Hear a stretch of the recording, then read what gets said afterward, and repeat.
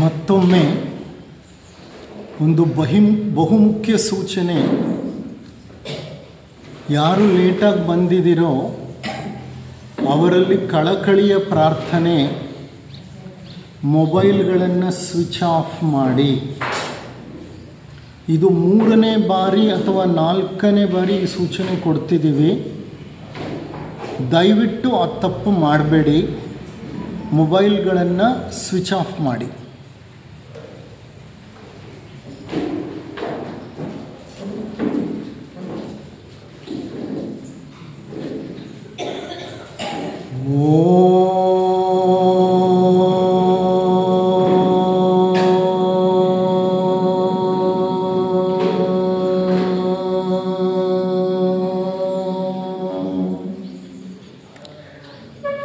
ಈಶ್ವರಃ ಪರಮಃ ಕೃಷ್ಣ ಸಚ್ಚಿದಾನಂದ ವಿಗ್ರಹ ಅನಾದಿರಾದಿರ್ಗೋವಿಂದ ಸರ್ವಕಾರಣ ಕಾರಣಂ.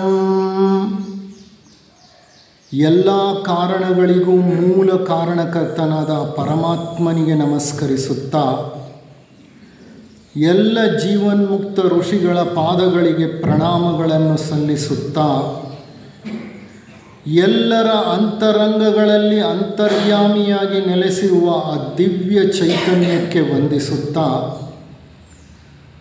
ಸೋದರ ಸೋದರಿಯರೇ, ಆತ್ಮೀಯರೇ, ನಿಮಗೆಲ್ಲರಿಗೂ ನನ್ನ ವಂದನೆಗಳನ್ನು ಮತ್ತೊಮ್ಮೆ ತಿಳಿಸುತ್ತಾ, ಈ ಕಾರ್ಯಕ್ರಮದ ಆಯೋಜಕರಾದಂತಹ ಸನ್ಮಾರ್ಗ ಥಿಯೋಸಾಫಿಕಲ್ ಲಾಡ್ಜ್ನ ಎಲ್ಲ ಪದಾಧಿಕಾರಿಗಳಿಗೆ, ನೆರೆದ ಶ್ರೋತೃವರ್ಗಕ್ಕೆ ನನ್ನ ವಂದನೆಗಳನ್ನು ಅರ್ಪಿಸುತ್ತಾ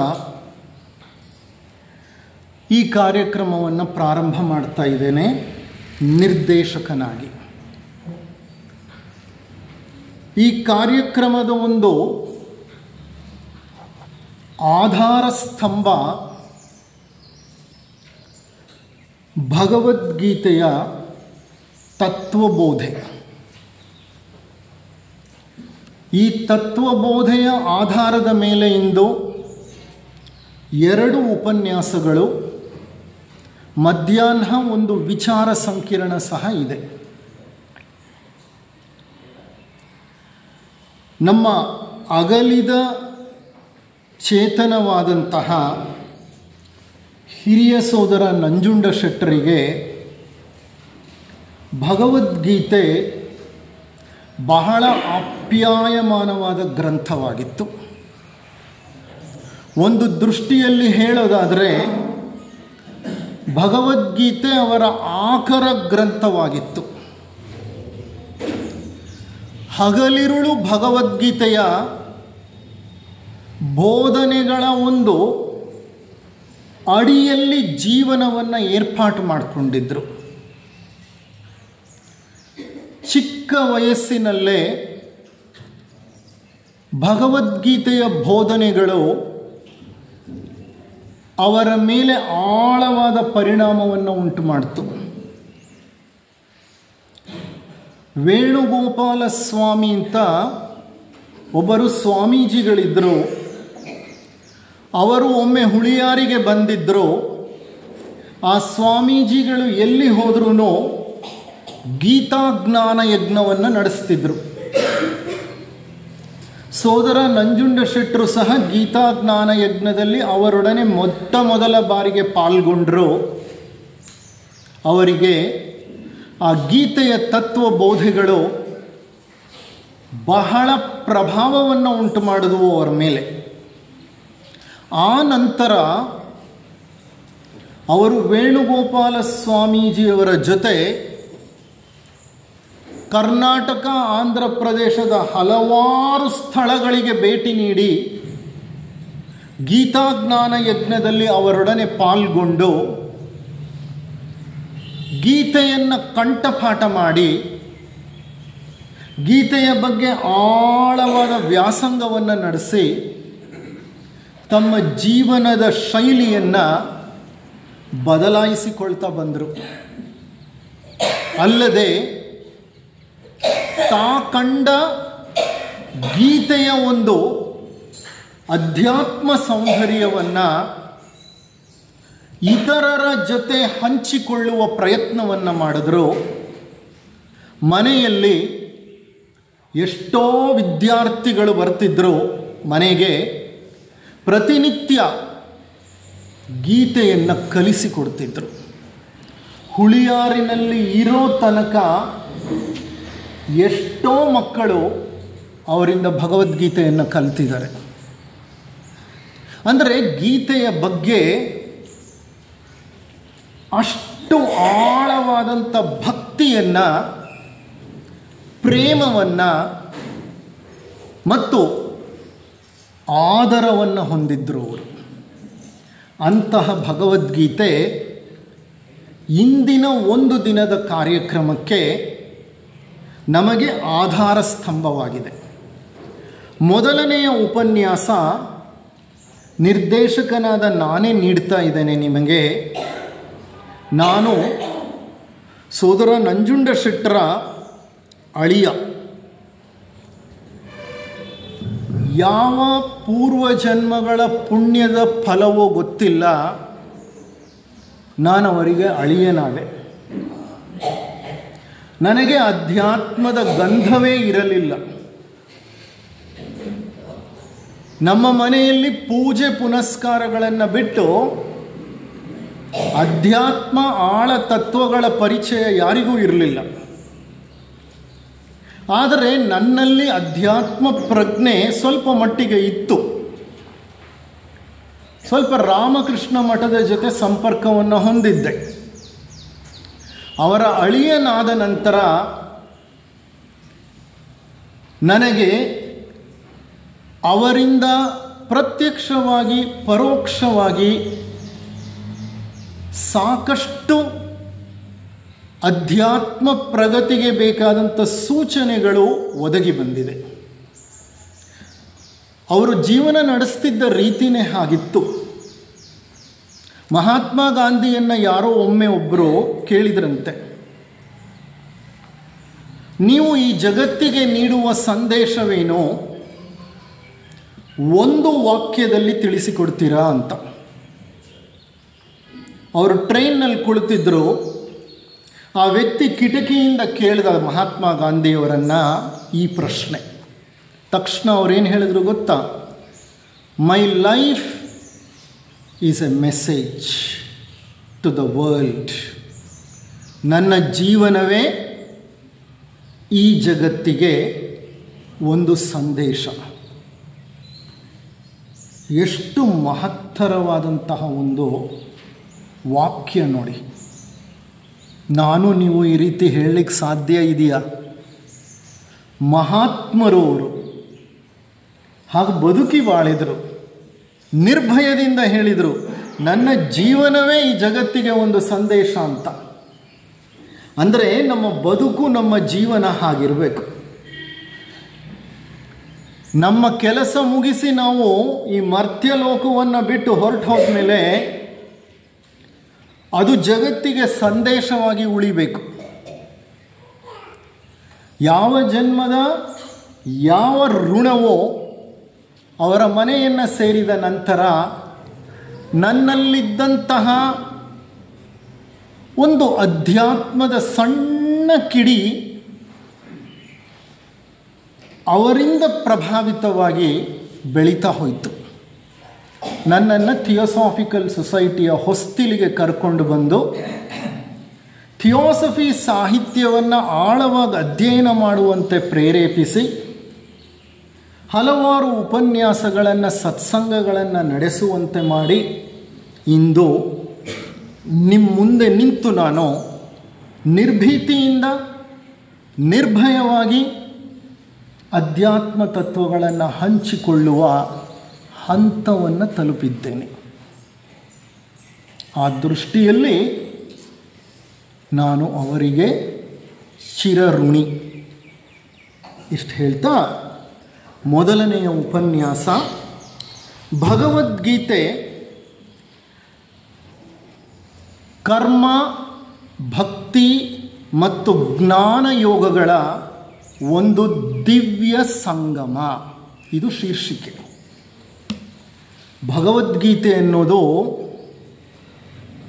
ಒಂದು ಸುಂದರವಾದ ಕಾವ್ಯ ಸುಧೆ. ಸುಧೆ ಅಂದರೆ ಅಮೃತ, ಅದು ಕಾವ್ಯಾಮೃತ. ಅದರಲ್ಲಿ ಇಲ್ಲದೇ ಇರುವಂತಹ ತತ್ವಗಳೇ ಇಲ್ಲ. ಯಾವುದೇ ವ್ಯಕ್ತಿ ಯಾವುದೇ ಸಮಸ್ಯೆಗಳನ್ನು ಅನುಭವಿಸುವಾಗಲೂ ಭಗವದ್ಗೀತೆಯ ಪುಟಗಳನ್ನು ತೆರೆದು ಹಾಕಿದರೆ, ಆ ಭಗವದ್ಗೀತೆಯ ಅಧ್ಯಯನವನ್ನು ಮಾಡಿದರೆ ಆತನ ಸಮಸ್ಯೆಗಳಿಗೆ ಪರಿಹಾರ ಖಂಡಿತವಾಗಿಯೂ ಸಿಕ್ಕುತ್ತೆ. ಇತ್ತೀಚೆಗೆ ಜಸ್ಟಿಸ್ ಶ್ರೀಶಾನಂದ ಅಂತ ಇದ್ದಾರೆ, ಅವರು ಹೈಕೋರ್ಟ್ನ ಜಡ್ಜು. ನನ್ನ ಪೇಷಂಟು ಜೊತೆಗೆ ನಮಗೆ ಬಹಳ ಆಪ್ತರು, ಕುಟುಂಬ ಮಿತ್ರರು. ಅವರು ಜಡ್ಜ್ ಆದಮೇಲೆ ಒಂದು ಭಾಷಣದಲ್ಲಿ ಹೇಳ್ತಾರೆ, ಭಗವದ್ಗೀತೆಯಂತಹ ಗ್ರಂಥ ಮತ್ತೊಂದಿಲ್ಲ. ಕಾರಣ ಶ್ರೀಕೃಷ್ಣ ಪರಮಾತ್ಮ ಅತ್ಯಂತ ದೊಡ್ಡ ಮನಃಶಾಸ್ತ್ರಜ್ಞ, ಅತ್ಯಂತ ದೊಡ್ಡ ಮನೋರೋಗ ವೈದ್ಯಾತ. ಅರ್ಜುನನ ಚಿತ್ತಚಾಂಚಲ್ಯವನ್ನು, ಖಿನ್ನತೆಯನ್ನು, ದುಗುಡವನ್ನು, ಖೇದವನ್ನು, ಆತನ ಆರ್ತನಾದವನ್ನು ಆಲಿಸಿದಂತಹ, ನೋಡಿದಂತಹ ಶ್ರೀಕೃಷ್ಣ ಅರ್ಜುನನ ಬೇಡಿಕೆಯ ಮೇರೆಗೆ ಆತನ ಮನೋರೋಗಕ್ಕೆ ಚಿಕಿತ್ಸೆಯನ್ನೇ ಕೊಟ್ಟುಬಿಟ್ಟ. ನಾನು ಯುದ್ಧ ಮಾಡೋದಿಲ್ಲ, ನನ್ನ ಬಂಧು ಬಾಂಧವರನ್ನು ಕೊಂದು ಪಡೆಯುವಂತಹ ರಾಜ್ಯ ನನಗೆ ಬೇಕಾಗಿಲ್ಲ, ಹಿಂಸೆಯ ಇತಿಹಾಸದ ಮೇಲೆ ಭವ್ಯ ಸೌಧವನ್ನು, ಸಾಮ್ರಾಜ್ಯವನ್ನು ನಾನು ಕಟ್ಟಲ್ಲ, ನನ್ನಿಂದ ಆಗುವ ಕೆಲಸವಲ್ಲ ಅಂತ ಹಿಂಜರಿದಾಗ, ಮನೋದೌರ್ಬಲ್ಯಕ್ಕೆ ಈಡಾದಾಗ, ಆತನ ಶರೀರ ಕಂಪಿಸಿದಾಗ, ಕೈಯಲ್ಲಿರುವ ಗಾಂಧೀವ ಜಾರಿ ಕೆಳಗೆ ಬಿದ್ದಾಗ, ಮೈ ಬೆವರಿದಾಗ, ತುಟಿ ತೊದಲಿದಾಗ, ತಲೆ ತಿರುಗಿ ಮೂರ್ಛೆಗೆ ಹೋಗುವ ಹಂತದಲ್ಲಿ ಶ್ರೀಕೃಷ್ಣ ಪರಮಾತ್ಮ ಆತನಿಗೆ ಬೇಕಾದಂತಹ ಸ್ಫೂರ್ತಿಯನ್ನು, ಪ್ರೋತ್ಸಾಹವನ್ನು, ಉತ್ಸಾಹವನ್ನು, ಚೈತನ್ಯವನ್ನು, ಆ ನೈತಿಕ ದ್ವಂದ್ವದ ಮಧ್ಯೆ ಧರ್ಮದ ಹಾದಿ ಯಾವುದು ಅನ್ನೋದನ್ನು ತಿಳಿಸಿಕೊಟ್ಟ. ಅಂದರೆ ಅರ್ಜುನ ಧರ್ಮ ಸಂಕಟದಲ್ಲಿದ್ದ. ನಾನು ಮಾಡ್ತಾ ಇರೋಂತಹ ಕೆಲಸ ಸರಿನಾ ತಪ್ಪ ಅನ್ನೋದು ಆತನಿಗೆ ಅರ್ಥ ಆಗ್ತಾ ಇಲ್ಲ, ಗೊಂದಲವಿದೆ. ಇಷ್ಟು ಹಿಂಸೆಯ ಮೇಲೆ ಸಾಮ್ರಾಜ್ಯ ಕಟ್ಟಿ ಅನುಭವಿಸುವಂಥದ್ದು ಏನಿದೆ, ಅವರೇ ಸಂತೋಷವಾಗಿದ್ದು ಬಿಡಲಿ ಅಂತ ತೀರ ಯುದ್ಧ ಪ್ರಾರಂಭ ಆಗೋ ಹಂತದಲ್ಲಿ ಸ್ಥೈರ್ಯವನ್ನು ಕಳ್ಕೊಂಡ್ಬಿಟ್ಟ. ಅಂಥ ಸಂದರ್ಭದಲ್ಲಿ ಆತನ ಮನೋರೋಗಕ್ಕೆ ಉತ್ತಮವಾದ ಚಿಕಿತ್ಸೆಯನ್ನು ನೀಡಿದ ಆ ಶ್ರೀಕೃಷ್ಣ ಪರಮಾತ್ಮ ಅದೇ ಗೀತೋಪದೇಶ. ಅದನ್ನು ಗೀತೋಪನಿಷತ್ ಅಂತ ಸಹ ಕರೀತಾರೆ. ಉಪನಿಷತ್ತಂತೆ ಅದು. In a strict sense it is not a Upanishad. ಆದರೆ ಭಗವಂತನ ಸನಿಹದಲ್ಲಿ ಕುಳಿತಂತಹ ಅರ್ಜುನನಿಗೆ ಭಗವಂತನೆಂಬ ದಿವ್ಯ ಚೇತನ ನೀಡಿದಂಥ ಉಪದೇಶ ಉಪನಿಷತ್ತೇ ಆಗಿರಬೇಕು ಅಂತ ಭಾವಿಸುತ್ತಾರೆ ಎಷ್ಟೋ ಆಚಾರ್ಯರು. ಅದನ್ನು ಗೀತೋಪನಿಷತ್ ಅಂತ ಕರೀತಾರೆ. ಇಂತಹ ಗೀತೆ ಜಗತ್ತಿನ ಎಲ್ಲ ದೇಶಗಳ ಭಾಷೆಗಳಿಗೆ ಅನುವಾದ ಆಗಿದೆ. ಪ್ರಪಂಚದ ಸಾಕಷ್ಟು ತತ್ವಜ್ಞಾನಿಗಳು, ದಾರ್ಶನಿಕರು, ಚಿಂತಕರು, ಧಾರ್ಮಿಕ ನಾಯಕರು ವಿಜ್ಞಾನಿಗಳು, ಜಿಜ್ಞಾಸುಗಳು ಈ ಭಗವದ್ಗೀತೆಯ ಸೌಂದರ್ಯಕ್ಕೆ ಮನಸೋತು ಇಂತಹ ಒಂದು ಗೀತೆ ಪಡೆದಂತಹ ಭರತಖಂಡ ಪುಣ್ಯಭೂಮಿ ಅಂತ ಹಾಡಿ ಹೊಗಳಿದ್ದಾರೆ. ವಿಜ್ಞಾನಿಗಳು ಸಹ ಭಗವದ್ಗೀತೆಯ ಬಗ್ಗೆ ಉದಾತ್ತವಾದಂತಹ ಮಾತುಗಳನ್ನು ಆಡಿದ್ದಾರೆ. ಶೋಪನ್ ಹಾವರ್ ಅನ್ನುವಂತಹ ಒಬ್ಬ ದೊಡ್ಡ ದಾರ್ಶನಿಕ, ಚಿಂತಕ ಭಗವದ್ಗೀತೆಯನ್ನು ಕೊಂಡಾಡಿದ್ದಾನೆ. ಅಂದರೆ ಭಗವದ್ಗೀತೆ ಈ ಜಗತ್ತಿನ ಬಹಳಷ್ಟು ಜಿಜ್ಞಾಸುಗಳ ಮೇಲೆ ಆಳ ಪರಿಣಾಮವನ್ನು ಉಂಟು ಮಾಡಿದೆ. ಇಂಥ ಭಗವದ್ಗೀತೆ ನಮ್ಮ ಹಿಂದೂ ಧರ್ಮದ 2 ಪ್ರಮುಖ ಧರ್ಮ ಗ್ರಂಥಗಳಾದಂತಹ ರಾಮಾಯಣ, ಮಹಾಭಾರತದ ಈ 2 ಧರ್ಮ ಗ್ರಂಥಗಳು ನಮ್ಮ ಹಿಂದೂ ಧರ್ಮದ ಪ್ರಮುಖ ಧರ್ಮ ಗ್ರಂಥಗಳು. ಸನಾತನ ಧರ್ಮದ ಈ 2 ಪ್ರಮುಖ ಗ್ರಂಥಗಳಲ್ಲಿ ಒಂದಾದ ಮಹಾಭಾರತದ 6ನೆಯ ಪರ್ವ ಭೀಷ್ಮ ಪರ್ವ. ಆ ಭೀಷ್ಮ ಪರ್ವದಲ್ಲಿ ವ್ಯಾಸ ಮಹಾಮುನಿಗಳು ಭಗವದ್ಗೀತೆಯನ್ನು ಅಡಗಿಸಿ ಇಟ್ಟಿದ್ದಾರೆ. ಮಹಾಭಾರತದಲ್ಲಿ 18 ಪರ್ವಗಳಿದೆ. ಆದಿಪರ್ವ ಮೊದಲನೆಯದು, ಸ್ವರ್ಗಾರೋಹಣ ಪರ್ವ ಕೊನೆಯದು, 18ನೇ ಪರ್ವ ಅದು. ಈ 18 ಪರ್ವಗಳಲ್ಲಿ 6ನೆಯ ಪರ್ವ ಭೀಷ್ಮ ಪರ್ವ. ಆ ಭೀಷ್ಮ ಪರ್ವ ಯುದ್ಧ ಪ್ರಾರಂಭವಾಗುವುದರಿಂದ ಪ್ರಾರಂಭ ಆಗುತ್ತೆ. ಆ ಭೀಷ್ಮ ಪರ್ವದ ಪ್ರಾರಂಭದಲ್ಲೇ ಭಗವದ್ಗೀತೆಯನ್ನು ಅಡಗಿಸಿಟ್ಟಿದ್ದಾರೆ. ಯಾಕಿದನ್ನು ಭಗವದ್ಗೀತೆ ಅಂತ ಕರೀತಾರೆ? ಭಗವಂತನಿಂದಲೇ ಹೊರಬಂದಂತಹ ಒಂದು ಕಾವ್ಯ ಸುಧೆ. ಶ್ರೀಕೃಷ್ಣ ಭಗವಂತನೇ ನುಡಿದಂತಹ ಅಮೃತದ ನುಡಿಗಳು. ಹಾಗಾಗಿ ಅದನ್ನು ಭಗವದ್ಗೀತೆ ಅಂತ ಕರೀತಾರೆ. ಇಂತಹ ಭಗವದ್ಗೀತೆ ಒಂದು ಸಮನ್ವಯ ಶಾಸ್ತ್ರ. ಇದು ಯೋಗ ರಸಾಯನ. ಸಮನ್ವಯ ಶಾಸ್ತ್ರ ಅಂತಂದರೆ ಇದು ಹಲವಾರು ಯೋಗಗಳ ಒಂದು ಸಂಯೋಜನೆಯಿಂದ ಕೂಡಿದಂತಹ ಸುಂದರ ಮಹಾಯೋಗ.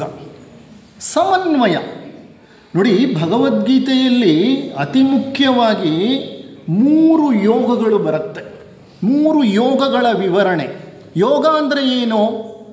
ಯಾವುದು ಎಲ್ಲವನ್ನು ಸೇರಿಸುತ್ತೋ ಅದು ಯೋಗ, ಯಾವುದು ಎಲ್ಲವನ್ನು ವಿಭಜಿಸುತ್ತೋ ಅದು ಭೋಗ. ಭೋಗವೇ ಅಲ್ವಾ ನಮ್ಮ ಮನೆಯಲ್ಲಿ ಜಗಳಗಳನ್ನು, ಕಿತ್ತಾಟವನ್ನು, ಕಲಹವನ್ನು, ಗೊಂದಲವನ್ನು, ಘರ್ಷಣೆಯನ್ನು ಉಂಟು ಮಾಡೋದು. ನನ್ನ ಜಮೀನಿದು, ನಿನ್ನ ಜಮೀನದು, ನನ್ನ ಆಸ್ತಿ ಇದು, ನಿನ್ನ ಆಸ್ತಿ ಇದು. ಹೌದಾ ಅಲ್ವಾ? ಭೋಗ. ಈ ಭೋಗ ಜನರನ್ನು ವಿಭಜಿಸುತ್ತೆ. ಆದರೆ ಯೋಗ ಜನರನ್ನು ಸಂಯೋಜಿಸುತ್ತೆ.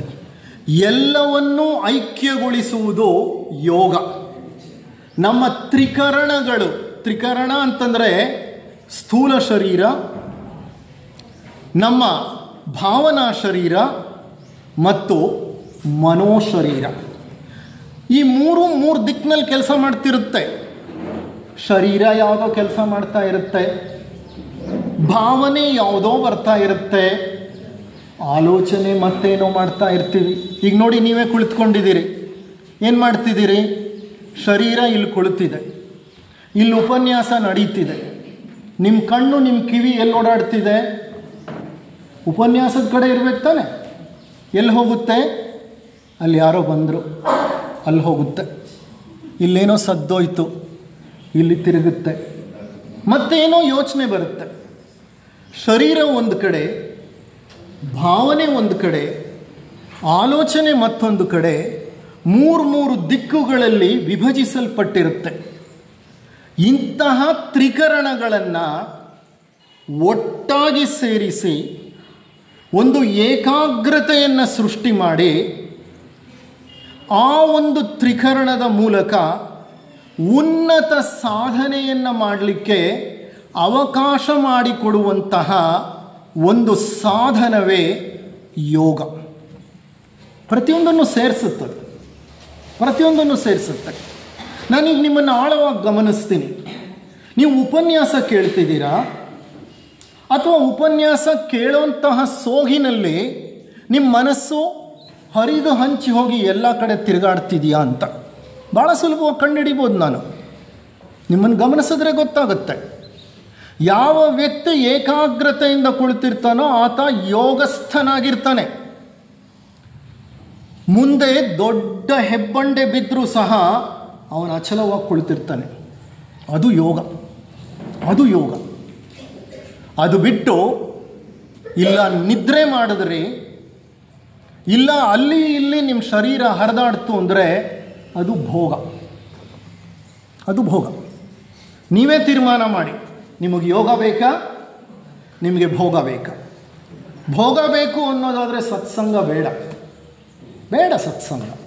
ಆರಾಮಾಗಿ ಹೊರಗಡೆ ವಿಶಾಲವಾದ ಪ್ರಪಂಚ ಇದೆ, ಸಾಕಷ್ಟು ಭೋಗಕ್ಕೆ ಸಂಬಂಧಪಟ್ಟ ವಸ್ತುಗಳಿದೆ, ಅಲ್ಲಿ ಹೋಗಬಹುದು. ಸತ್ಸಂಗಕ್ಕೆ ಬಂದ ಮೇಲೆ, ಈ ಜ್ಞಾನ ಯಜ್ಞದಲ್ಲಿ ನೀವು ತೊಡಗಿಸಿಕೊಂಡ ಮೇಲೆ ನಿಮ್ಮ ತ್ರಿಕರಣಗಳು ಏಕಾಗ್ರತೆಯಿಂದ ಕೆಲಸ ಮಾಡಬೇಕು. ನೀವು ನಿದ್ರೆ ಮಾಡಿದ್ರಿ ಅಂತಂದರೆ ಅರ್ಥ ಏನು ಅಂದರೆ ನಿಮ್ಮ ಮನಸ್ಸು ಶೂನ್ಯ ಸ್ಥಿತಿಯನ್ನು ತಲುಪಿಬಿಡ್ತು ಅಂತ. ನೀವು ಅಲ್ಲಿ ಇಲ್ಲಿ ಹರಿದಾಡಿದ್ರೆ ನಿಮ್ಮ ಆಲೋಚನೆ, ನಿಮ್ಮ ಮನಸ್ಸು ವಿಕ್ಷೇಪಕ್ಕೆ ಹೊರಟೋಯ್ತು ಅಂತ ಅರ್ಥ. ವಿಕ್ಷೇಪಕ್ಕೆ ಹೋಗೋದು ಬೇಡ, ಶೂನ್ಯ ಸ್ಥಿತಿಗೆ ಹೋಗೋದು ಬೇಡ. ನಾವು ಏಕಾಗ್ರ ಚಿತ್ತರಾಗಿ ಆಲಿಸೋಣ. ಭಗವದ್ಗೀತೆ ಇಂಥ ಯೋಗವನ್ನೇ ಹೇಳ್ತಾ ಇರೋದು. ವೇದವ್ಯಾಸರು ಪರಾಶರರ ಮಗ, ಪರಾಶರರ ಪುತ್ರ. ಅವರ ಹಿನ್ನೆಲೆನೇ ಬಹಳ ದೊಡ್ಡದಿದೆ. ಅವರು ಹೇಗೆ ಹುಟ್ಟಿದರು, ಅವರ ಜನ್ಮಕ್ಕೆ ಸಂಬಂಧಪಟ್ಟಂಥ ವಿಚಾರ ಅತ್ಯದ್ಭುತವಾದದ್ದು. ಪರಾಶರರು ಮಹಾಮುನಿಗಳು. ಅವರು ಮತ್ತು ಮತ್ಸ್ಯಕನ್ಯೆ ಅವರಿಬ್ಬರ ಸಂಧಿಯಿಂದ ಹುಟ್ಟಿದ ಮಗುವೆ ವ್ಯಾಸ. ಒಂದು ದ್ವೀಪದಲ್ಲಿ ಹುಟ್ಟುತ್ತಾರೆ ಅವರು. ಅವರನ್ನು ಕೃಷ್ಣದ್ವೈಪಾಯನ ಅಂತ ಕರೀತಾರೆ. ಕೃಷ್ಣವರ್ಣ, ಕೃಷ್ಣನಂತೆ ಕಪ್ಪು ಬಣ್ಣ ಅವ್ರದ್ದು, ಕಪ್ಪು ಬಣ್ಣ. ಆದರೆ ಅವರು ಎಂತಹ ಮಹಾನ್ ಸಾಧಕರು ಅಂತಂದರೆ ಅವರನ್ನು ವ್ಯಾಸಾಯ ಕೃಷ್ಣ ರೂಪಾಯ ಅಂತಾರೆ. ಅಂದರೆ ವ್ಯಾಸರು ಕೃಷ್ಣನ ಮತ್ತೊಂದು ರೂಪ ಅಂತ. ಅಂತಹ ವೇದವ್ಯಾಸರು ಅವರು ಬರೆದಂಥ ಭಗವದ್ಗೀತೆಯಲ್ಲಿ ಎಲ್ಲವನ್ನೂ ಯೋಗ ಅಂತ ಕರೀತಾರೆ. ಅವರು ವ್ಯಾಸನಿಗೆ ತಿಳಿದೇ ಇರೋ ವಿಷಯನೇ ಇಲ್ಲ. ಪ್ರತಿಯೊಂದು ಯೋಗವೇ ವ್ಯಾಸರಿಗೆ. ನೋಡುವುದು, ನಡೆಯುವುದು, ಕೇಳುವುದು, ಮಾತನಾಡುವುದು ಪ್ರತಿಯೊಂದು ಯೋಗವೇ ಅವರ ಪ್ರಕಾರ. ಆದರೆ ನಮಗೆ ಗೊತ್ತಿಲ್ಲ. ನಾವು ಮಾತನಾಡ್ತಾ ಇರ್ತೀವಿ, ಏನೋ ಆಲೋಚನೆ ಮಾಡ್ತಾ ಇರ್ತೀವಿ, ಅದು ಯೋಗ ಆಗಲ್ಲ. ವ್ಯಾಸರು ಹೇಳ್ತಾರೆ, ನೋಡುವ ದೃಷ್ಟಿಯಲ್ಲಿ ತನ್ಮಯನಾಗಿ ಬಿಟ್ಟರೆ ಅದು ದೃಷ್ಟಿಯೋಗ. ಕೇಳ್ತಾ ಕೇಳ್ತಾ ಕೇಳ್ತಾ ಆ ಕೇಳ್ತಾ ಇರುವಂತಹ ವಿಷಯ ವಿಚಾರಗಳಲ್ಲಿ ತನ್ಮಯನಾಗಿ ಬಿಟ್ಟರೆ ಅದು ಶ್ರವಣ ಯೋಗ. ಪ್ರಾಣ ಸಂಚಾರವನ್ನು ಗಮನಿಸುತ್ತಾ ಆ ಪ್ರಾಣ ಶಕ್ತಿಯಲ್ಲಿ ಲೀನವಾಗಿ ಹೋದರೆ ಅದು ಪ್ರಾಣಲಿಂಗ ಯೋಗ. ಪ್ರಾಣಲಿಂಗ ಯೋಗ. ಭಗವಂತನ ವಿಗ್ರಹದ ಮುಂದೆ ಕುಳಿತು ಆ ಭಗವಂತನಲ್ಲಿ ಪ್ರೇಮದಿಂದ ಪ್ರೀತಿಯಿಂದ ಪ್ರಾರ್ಥನೆ ಮಾಡ್ತಾ ಭಕ್ತಿಪೂರ್ವಕವಾಗಿ ಭಗವಂತನಲ್ಲಿ ಲೀನವಾಗಿ ಹೋದರೆ ಅದು ಭಕ್ತಿ ಯೋಗ. ಪ್ರತಿಯೊಂದು ಯೋಗವೇ. ಆದರೆ ನಮ್ಮ ಮೈ ಮನಗಳು ಹರಿದು ಹಂಚಿ ಹೋದಾಗ ಆ ಯೋಗ ಭೋಗದ ರೂಪ ಪಡ್ಕೊಂಡು ಬಿಡುತ್ತೆ. ನಾವು ಸದಾ ಭೋಗಿಗಳಾಗೆ ಇರ್ತೀವಿ. ಅಪರೂಪಕ್ಕೆ ಇಂಥ ಸಂದರ್ಭಗಳಲ್ಲಿ ಕುಳಿತಾಗ ಯೋಗದ ಸಣ್ಣ ಪರಿಚಯ ನಮಗಾಗತ್ತಷ್ಟೆ. ಈ ಭಗವದ್ಗೀತೆ ಎಂಬ ಒಂದು ಸುಂದರವಾದಂತಹ ತತ್ವ ಗ್ರಂಥದಲ್ಲಿ 700 ಶ್ಲೋಕಗಳಿವೆ. ಈ 700 ಶ್ಲೋಕಗಳನ್ನು 18 ಅಧ್ಯಾಯಗಳಾಗಿ ಬರೆದಿದ್ದಾರೆ. ಮೊದಲನೆಯ ಅಧ್ಯಾಯ ಅರ್ಜುನ ವಿಷಾದ ಯೋಗ, ಕೊನೆಯ ಅಧ್ಯಾಯ ಮೋಕ್ಷ ಸನ್ಯಾಸ ಯೋಗ, 6ನೆಯ ಅಧ್ಯಾಯ ಧ್ಯಾನ ಯೋಗ, 12ನೆಯ ಅಧ್ಯಾಯ ಭಕ್ತಿ ಯೋಗ ಮತ್ತು 3ನೆಯ ಅಧ್ಯಾಯ ಕರ್ಮಯೋಗ. ಭಗವಂತ ಪ್ರತಿಯೊಂದು ಅಧ್ಯಾಯದಲ್ಲೂ ಯೋಗವನ್ನೇ ಬೋಧಿಸುತ್ತಿದ್ದಾನೆ. ಯೋಗ ಬಿಟ್ಟು ಮತ್ತೊಂದಲ್ಲಿ ಇಲ್ಲವೇ ಇಲ್ಲ. ಭಗವದ್ಗೀತೆಯನ್ನು ಅದಕ್ಕೆ ಏನು ಹೇಳ್ತಾರೆ ಅಂದರೆ, ಕರ್ಮ, ಭಕ್ತಿ ಮತ್ತು ಜ್ಞಾನ ಯೋಗಗಳ ಒಂದು ತ್ರಿವೇಣಿ ಸಂಗಮ ಅದು. ಈಗ ನಮ್ಮ ಅಲಹಾಬಾದ್ನ ಬಳಿ ಇರುವಂತಹ ಪ್ರಯಾಗ್ರಾಜ್ನಲ್ಲಿ ಕುಂಭಮೇಳ ನಡೀತಿದೆ. ಅಲ್ಲಿ 3 ನದಿಗಳು ಸೇರುತ್ತೆ, ಪವಿತ್ರ ನದಿಗಳು, ಭರತಖಂಡದ 3 ಪವಿತ್ರ ನದಿಗಳು. ಯಾವುದದು? ಗಂಗೆ, ಯಮುನೆ ಮತ್ತು ಸರಸ್ವತಿ. ಸರಸ್ವತಿ ಗುಪ್ತಗಾಮಿನಿಯಾಗಿದ್ದಾಳೆ. ಇರಲಿ, ಆ 3 ನದಿಗಳು ಸೇರುವ ಸಂಗಮ ಪ್ರದೇಶವನ್ನು ಅಷ್ಟು ಪವಿತ್ರವಾದ ಸ್ಥಳ ಅಂತ ಪರಿಗಣಿಸಿ 12 ವರ್ಷಕ್ಕೆ ಒಮ್ಮೆ ಮಹಾಕುಂಭವನ್ನು ನಡೆಸಿ ಕೋಟ್ಯಾಂತರ ಜನ ತೀರ್ಥ ಸ್ನಾನ ಮಾಡಿ ಮಿಂದು ಎದ್ದು ಬರ್ತಾರೆ. 3 ಪವಿತ್ರ ನದಿಗಳ ಸಂಗಮವೇ ಅಷ್ಟು ಪವಿತ್ರವಾದದ್ದು ಅಂದರೆ 3 ಮಹಾಯೋಗಗಳ ಸಂಗಮ. ಯಾವುದು 3 ಮಹಾಯೋಗಗಳ ಸಂಗಮ? ಭಗವದ್ಗೀತೆ. ಯಾವ್ಯಾವುದು 3 ಯೋಗಗಳು? ಕರ್ಮಯೋಗ, ಭಕ್ತಿ ಯೋಗ ಮತ್ತು ಜ್ಞಾನಯೋಗ. ಭಗವದ್ಗೀತೆಯ 18 ಅಧ್ಯಾಯಗಳನ್ನು ಅದ್ವೈತಾಚಾರ್ಯರು, ಅಂದರೆ ಅದ್ವೈತವನ್ನು ಅನುಸರಿಸುವಂತಹ ಆಚಾರ್ಯರು 6 ಅಧ್ಯಾಯಗಳ 3 ಭಾಗವಾಗಿ ಮಾಡ್ತಾರೆ. ಮೊದಲ 6 ಅಧ್ಯಾಯಗಳನ್ನು ಮೊದಲನೆಯ ಷಟ್ಕ ಅಂತ ಕರೀತಾರೆ. ಷಟ್ಕ ಅಂದರೆ 6 ಅಧ್ಯಾಯಗಳ ಒಂದು ಗುಂಪದು. ಮೊದಲ 6 ಅಧ್ಯಾಯಗಳ ಮೊದಲನೆಯ ಷಟ್ಕದಲ್ಲಿ ಭಗವಂತ ಮುಖ್ಯವಾಗಿ ಕರ್ಮಯೋಗವನ್ನು ಪ್ರತಿಪಾದಿಸ್ತಾನೆ. 7ರಿಂದ 12ನೆಯ ಅಧ್ಯಾಯದವರೆಗೂ 2ನೆಯ ಷಟ್ಕ. ಈ 2ನೆಯ ಅಥವಾ ಮಧ್ಯಮ ಷಟ್ಕದಲ್ಲಿ ಭಗವಂತ ಭಕ್ತಿ ಯೋಗವನ್ನು ಪ್ರತಿಪಾದಿಸ್ತಾನೆ. 13ರಿಂದ 18ನೆಯ ಅಧ್ಯಾಯ 3ನೆಯ ಷಟ್ಕ. ಅದರಲ್ಲಿ ದಿವ್ಯ ಜ್ಞಾನ ಅಥವಾ ಜ್ಞಾನ ಯೋಗವನ್ನು ಬೋಧಿಸುತ್ತಾನೆ.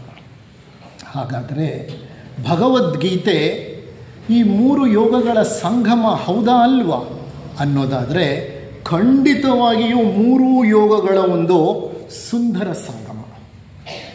ಭಕ್ತಿ ಅಂದರೆ ಏನು? ಅದನ್ನು ಯಾಕೆ ನಾವು ಭಗವದ್ಗೀತೆಯನ್ನು 3 ಯೋಗಗಳ ಸಂಗಮ ಅಂತ ಕರಿತೀವಿ? ಭಗವಂತ 12ನೆಯ ಅಧ್ಯಾಯದಲ್ಲಿ ಭಕ್ತಿಯ ಬಗ್ಗೆನೇ ಆಳವಾದಂತಹ ಬೋಧನೆಗಳನ್ನು ನೀಡ್ತಾನೆ. 7ರಿಂದ 12ನೆಯ ಅಧ್ಯಾಯದವರೆಗೂ ಇರುವಂತಹ ವಿಚಾರವೆಲ್ಲ ಭಕ್ತಿಗೆ ಸಂಬಂಧಪಟ್ಟಿದ್ದೆ. ಪ್ರಮುಖವಾಗಿ ಭಕ್ತಿ ಅಂದರೆ ಏನು?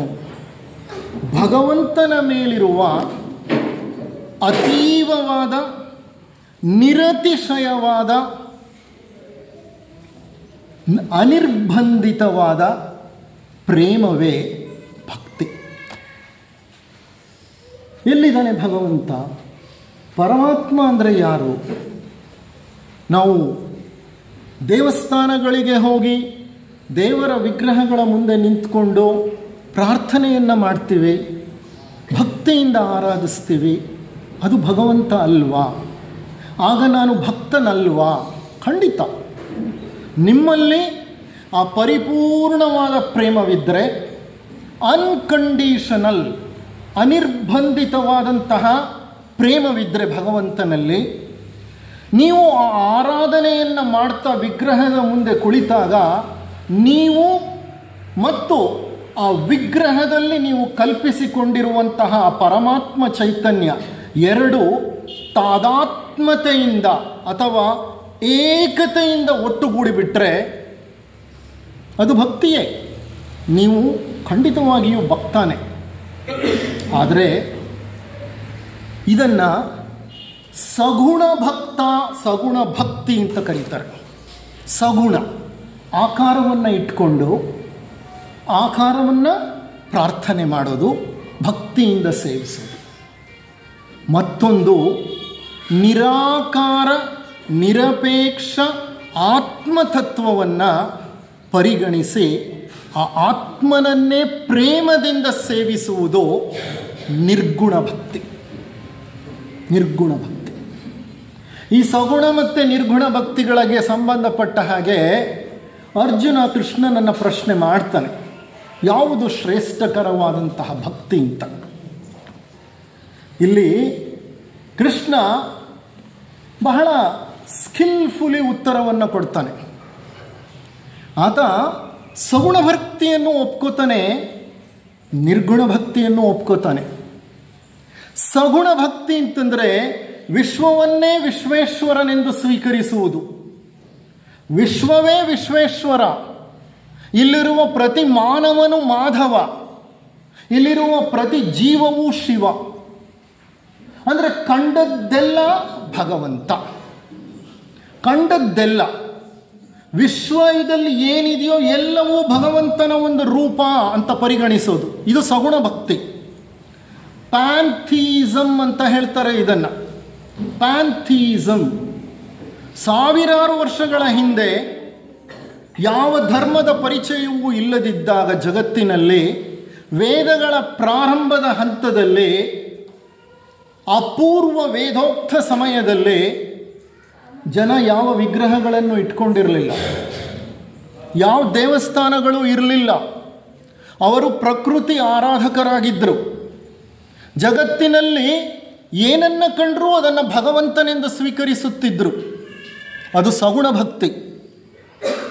ಆ ಸಗುಣ ಭಕ್ತಿಯನ್ನು ಶ್ರೇಷ್ಠ ಅಂತಾನೆ ಭಗವಂತ.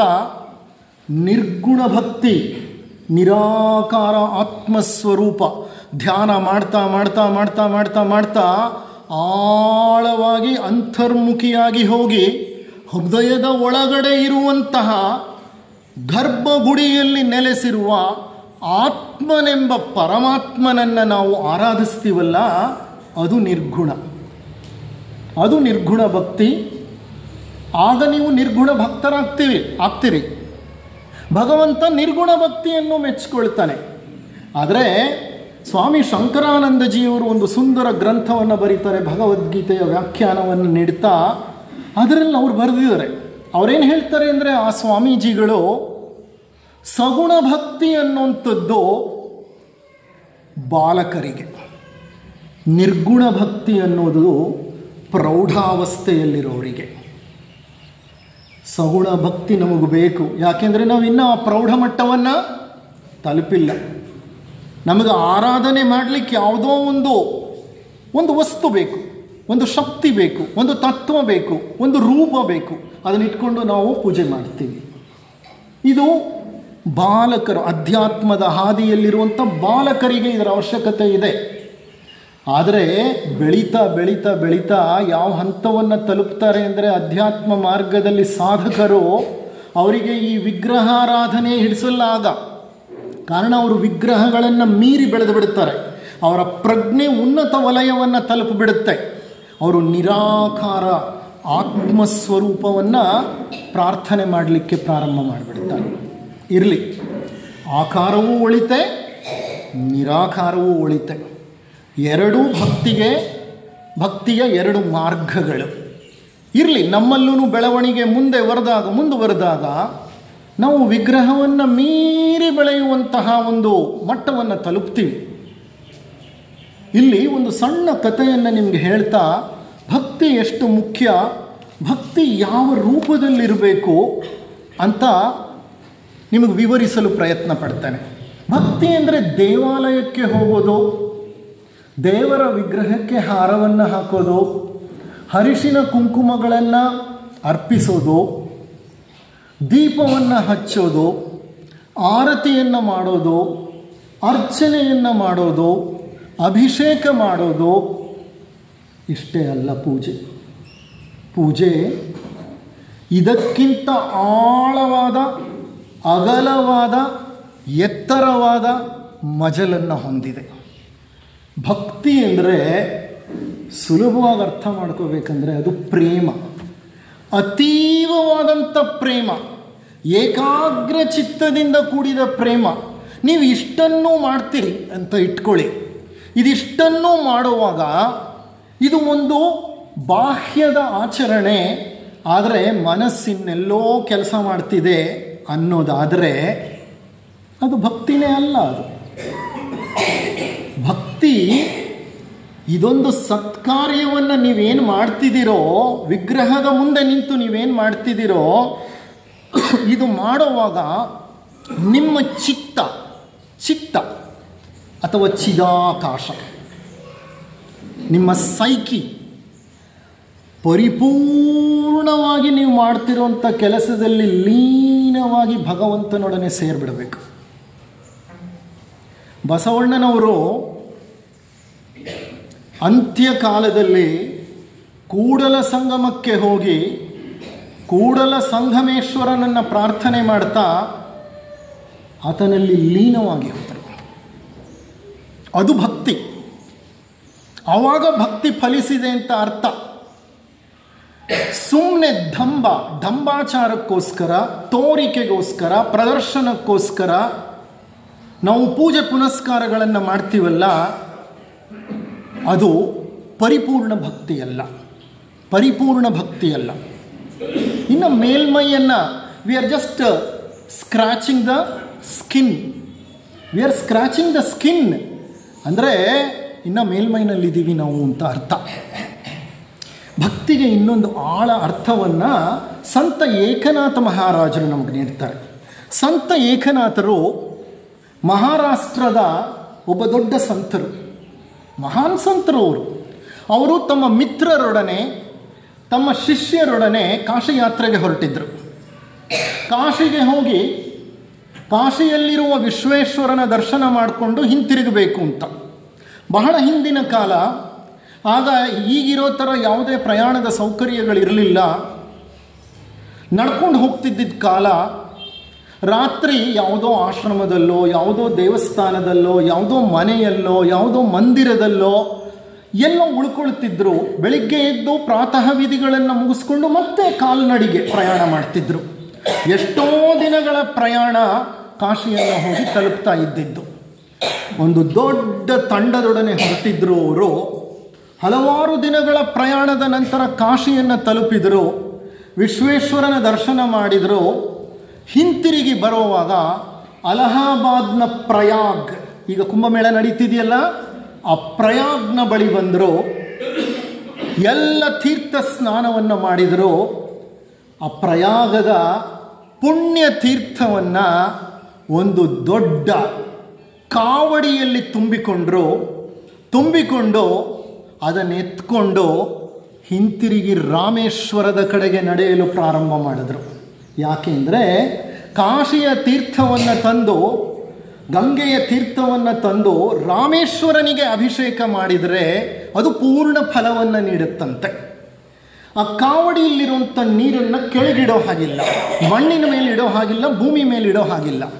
ಹಾಗಾಗಿ ಅವರು ಶಿಷ್ಯರು ಪಾಪ ಸರದಿಯ ಮೇಲೆ ಒಬ್ಬರ ನಂತರ ಒಬ್ಬರು ಅದನ್ನು ಭುಜದ ಮೇಲೆ ಹೊತ್ಕೊಂಡು ನಡೀತಾ ಇದ್ದರು.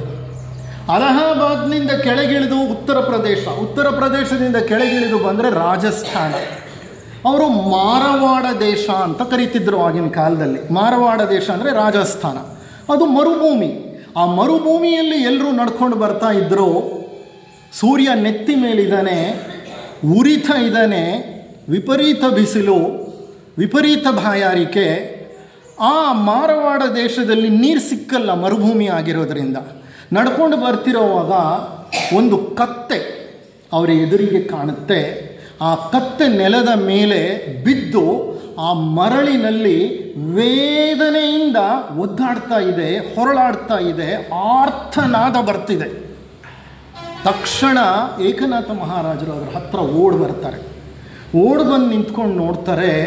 ಅದರ ಮೈಯೆಲ್ಲ ಡಿಹೈಡ್ರೇಷನ್ ಅಂದರೆ ನಿರ್ಜಲೀಕರಣ. ಎಷ್ಟು ದಿನ ಆಗಿತ್ತೋ ಪಾಪ ಆ ಕತ್ತೆ ನೀರು ಕುಡಿದು ಅದರ ಶರೀರವೆಲ್ಲ ಒಣಗಿ ಹೋಗಿದೆ, ವಿಪರೀತ ಉಷ್ಣ ಆಗಿಬಿಟ್ಟಿದೆ ಕತ್ತೆಗೆ, ಅದು ಸತ್ತು ಹೋಗುವಂಥ ಪರಿಸ್ಥಿತಿಯಲ್ಲಿದೆ. ತಕ್ಷಣ ಅವ್ರು ಏನು ಮಾಡಿದ್ರು, ಅವ್ರ ಶಿಷ್ಯರನ್ನು ಕರೆದ್ರು, ಕಾವಡಿಯನ್ನು ತಗೊಂಡು ಬರೋಕ್ಕೆ ಹೇಳಿದ್ರು. ಆ ಕಾವಡಿಯಲ್ಲಿರೋ ನೀರನ್ನು ಆ ಕತ್ತೆಯ ಬಾಯಿಗೆ ಹಾಕ್ತಾರೆ. ಕತ್ತೆ ಅದೆಷ್ಟು ದಿನಗಳಾಗಿತ್ತೋ ಪಾಪ ಅದು ನೀರು ಕುಡಿದು ಒಂದೇ ಸಮನೆ ಘಟ ಘಟ ಘಟ ಘಟ ಘಟ ನೀರು ಕುಡಿಯುತ್ತೆ. ಕುಡಿದ ನಂತರ ಕಾವಡಿಯಲ್ಲಿ ಉಳಿದ ನೀರನ್ನು ಆ ಕತ್ತೆಯ ಮೈ ಮೇಲೆಲ್ಲ ಚೆಲ್ಲಿ ಸ್ನಾನ ಮಾಡಿಸ್ಬಿಡ್ತಾರೆ. ಅದಕ್ಕೆ ಕಾರಣ ಅದರ ಮೈಯೆಲ್ಲ ಏನಾಗಿದೆ, ತಾಪದಿಂದ ಸುಡ್ತಾ ಇದೆ. ಕತ್ತೆಗೆ ನಾನಿನ್ನು ಸತ್ತೇ ಹೋದೆ ಅಂತ ಅಂದ್ಕೊಂಡಿತ್ತೇನೋ ಕತ್ತೆ, ಅಂಥ ಸ್ಥಿತಿಯನ್ನು ತಲುಪಿತ್ತು ಪಾಪ ಅದು. ಅದಕ್ಕೆ ಚೇತರಿಕೆ ಬಂತು. ಕೆಲವೇ ನಿಮಿಷಗಳಲ್ಲಿ ಎದ್ದು ನಿಂತು ಕೃತಜ್ಞತೆಯಿಂದ ಅವರನ್ನು ನೋಡಿ, ಮೂಕ ಪ್ರಾಣಿಗಳಾದರೂ ಭಾವನೆಗಳಿರ್ತವೆ ಅವಕ್ಕೆ, ದೇ ಹ್ಯಾವ್ ಎಮೋಷನಲ್ ಬಾಡೀಸ್, ಪ್ರತಿ ಪ್ರಾಣಿಗೂ ಎಮೋಷನಲ್ ಬಾಡಿ ಇರುತ್ತೆ. ಕೃತಜ್ಞತೆಯಿಂದ ಸಂತರಿಗೆ ಒಂದು ಧನ್ಯವಾದವನ್ನು ಮೂಕ ಭಾಷೆಯಲ್ಲಿ ತಿಳಿಸಿ ಅಲ್ಲಿಂದ ಹೊರಟೋಯ್ತು. ಎಲ್ಲ ಶಿಷ್ಯರು ನೋಡ್ತಾನೇ ಇದ್ದಾರೆ. ಸಂತರ ಮುಖದಲ್ಲಿ ಉಲ್ಲಾಸ, ಆನಂದ. ಅವರಿಗೆ ರಾಮೇಶ್ವರಕ್ಕೆ ಹೋಗಿ ರಾಮಲಿಂಗೇಶ್ವರನಿಗೆ ಅಭಿಷೇಕ ಮಾಡಲಿಕ್ಕೆ ಇಟ್ಕೊಂಡಿರೋ ನೀರನ್ನು ಕತ್ತೆಗೆ ಕುಡಿಸ್ಬಿಟ್ನಲ್ಲ ಅಂತ ಒಂದು ಸಣ್ಣ ದುಃಖವೂ ಇಲ್ಲ, ಲವಲೇಶವೂ ಇಲ್ಲ. ಕಾರಣ ಆ ರಾಮಲಿಂಗೇಶ್ವರ ವಿಗ್ರಹವಾಗಿ ಕುಳಿತಿದ್ದಾನೆ, ಆದರೆ ಅವರಿಗೆ ಈ ಕತ್ತೆಯಲ್ಲೇ ರಾಮಲಿಂಗೇಶ್ವರ ಕಂಡು ಬಂದರು. ಅದು ಸಜೀವ ರಾಮಲಿಂಗೇಶ್ವರ. ನಾವು ರಾಮೇಶ್ವರಕ್ಕೆ ಹೋಗೋದು ಶಿಲೆಯಿಂದ ಮಾಡಲ್ಪಟ್ಟ ರಾಮಲಿಂಗೇಶ್ವರ. ಅದು ಭಕ್ತಿ. ಭಕ್ತಿ ಅಂದರೆ ಸಕಲ ಜೀವಿಗಳ ಲೇಸನ್ನು ಎಣಿಸಿ ಸಕಲ ಜೀವಿಗಳಿಗೆ ಆದರಪೂರ್ವಕವಾಗಿ ಯಾರು ಸೇವೆ ಸಲ್ಲಿಸ್ತಾರೋ ಅವರು ನಿಜವಾಗ್ಲೂ ಭಕ್ತರೇ ಅವರು. 84 ಲಕ್ಷ ಜೀವರಾಶಿಗಳಿದೆ ಈ ಜಗತ್ತಿನಲ್ಲಿ. ಈ 84 ಲಕ್ಷ ಜೀವರಾಶಿಗಳಲ್ಲೂ ಭಗವಂತ ಇದ್ದಾನೆ. ಆ ಭಗವಂತ ಜೀವನಾಗಿದ್ದಾನೆ, ಪ್ರಾಣವಾಗಿದ್ದಾನೆ. ನಮ್ಮಲ್ಲಿರೋ ಪ್ರಾಣ ವಿಷ್ಣು. ನಮ್ಮ ಪ್ರಾಣ ನಾಡಿಗಳಿದೆಯಲ್ಲ, ಆ ಪ್ರಾಣ ನಾಡಿಗಳಲ್ಲಿ ಹರಿತಾ ಇರುವಂತಹ ಪ್ರಾಣ ದೇವರು ವಿಷ್ಣು ಚೈತನ್ಯ. ನಮ್ಮ ಶರೀರದ ಒಂದೊಂದು ಆಟಮ್ ಮಾಲಿಕ್ಯೂಲ್ಗಳಿದೆಯಲ್ಲ, ಪದಾರ್ಥ, ಮ್ಯಾಟರ್, ಇದು ಬ್ರಹ್ಮ. ನಮ್ಮ ಹೃದಯದಲ್ಲಿ ಆಸೀನವಾಗಿ ಕುಳಿತಿದೆಯಲ್ಲ ಚೈತನ್ಯ, ಅದು ಶಿವ. ಶಿವ ಆತ್ಮನಾದರೆ ವಿಷ್ಣು ಪ್ರಾಣ. ಈ ಪದಾರ್ಥವಿದೆಯಲ್ಲ ಶರೀರ, ಇದು ಬ್ರಹ್ಮ. ಅಂದರೆ human body is A temple of god. ಮನುಷ್ಯನ ಶರೀರ ಆ ಪರಮಾತ್ಮನ ದೇವಾಲಯ. ಎಲ್ಲೋ ಪರಮಾತ್ಮನನ್ನು ಹುಡುಕೋ ಬದಲು ಪ್ರತಿ ಜೀವಿಯಲ್ಲೂ ಆ ಪರಮಾತ್ಮನನ್ನು ನೋಡೋದಿದೆಯಲ್ಲ, ಅದನ್ನು ಭಕ್ತಿ ಅಂತ ಕರೀತಾರೆ. ಹಾಗಾಗಿ ಸಗುಣ ಭಕ್ತಿ, ನಿರ್ಗುಣ ಭಕ್ತಿ ಅಂತ 2 ವಿಧಗಳು ಇದ್ದರೂ ನೀವು ಯಾವುದೇ ವಿಧಾನವನ್ನು ಅನುಸರಿಸಿದ್ರೂ ಅದು ಭಗವಂತನಿಗೆ ಪ್ರಿಯವೇ, ಅದು ಭಗವಂತನಿಗೆ ಬಹಳ ಇಷ್ಟವೇ. ಅದಕ್ಕೆ ಭಗವಂತ ಏನು ಹೇಳ್ತಾನೆ ಗೊತ್ತಾ? 4ನೇ ಅಧ್ಯಾಯ 11ನೇ ಶ್ಲೋಕದಲ್ಲಿ ಭಗವಂತ ಹೇಳ್ತಾನೆ, ಯೇ ಯಥಾಮಾಂ ಪ್ರಪದ್ಯಂತೆ ತಾಂಸ್ತಥೈವ ಭಜಾಮ್ಯಹಂ ವರ್ತಂತೆ ಮನುಜ ಪಾರ್ಥ ಸರ್ವಶಃ. ಅಂದರೆ ನಾನು ಈ ಶ್ಲೋಕವನ್ನು ಕರೆಕ್ಟಾಗಿ ಹೇಳಿಲ್ಲ, ಉಚ್ಚಾರಣೆ ಮಾಡಿಲ್ಲ, ಆ ಲೋಪ ಇದೆ ನನ್ನಲ್ಲಿ, ಇರಲಿ.